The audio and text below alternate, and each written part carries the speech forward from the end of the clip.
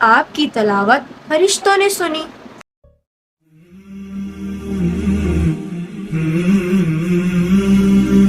السلام علیکم، welcome back to my channel. میں اریبہ خان آپ کو اپنے چینل پر خوش آمدید کہتی ہوں۔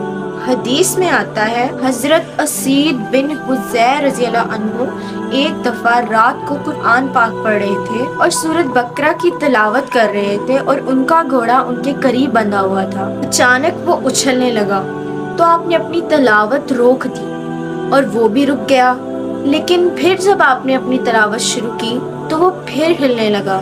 ایسا تقریباً 3 بار ہوا۔ ان کا بیٹا یحییٰ اس گھوڑے کے قریب تھا۔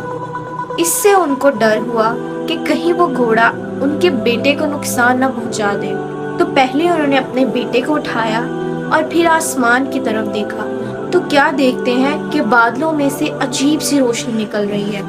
انہوں نے صبح ہوتے ہی یہ قصہ حضرت محمد صلی اللہ علیہ وسلم کو سنایا تو پیارے نبی صلی اللہ علیہ وسلم نے فرمایا، اگر تم قرآن کی تلاوت کرتے رہتے تو زیادہ بہتر ہوتا، تو تم جانتے ہو وہ کیا چیز تھی؟ تو حضرت اسید رضی اللہ عنہ نے فرمایا، پیارے نبی نہیں، میں نہیں جانتا وہ کیا تھا۔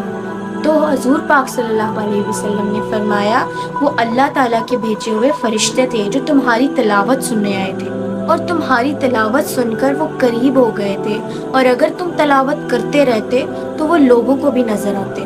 سبحان اللہ۔ میرے پیارے بہن بھائیوں، قرآن پاک اللہ تعالیٰ کی عظیم کتاب ہے اور اس کی تلاوت کرنا بہت ثواب کا کام ہے۔ آپ دنیا کا جتنا مرضی علم حاصل کر لیں، لیکن جب تک آپ قرآن پاک نہیں پڑھیں گے تو آپ کامیاب نہیں ہوں گے۔ قرآن پاک ہماری ہدایت کا ذریعہ ہے، اور اگر ہم اس کو فالو کرتے رہیں گے تو ہم کامیاب ہوں گے۔ اگر آپ کو میری یہ ویڈیو اچھی لگی ہو تو پلیز میرے چینل کو سبسکرائب اور بیل آئیکن کو دبانا مت بھولیے گا۔ Thank you.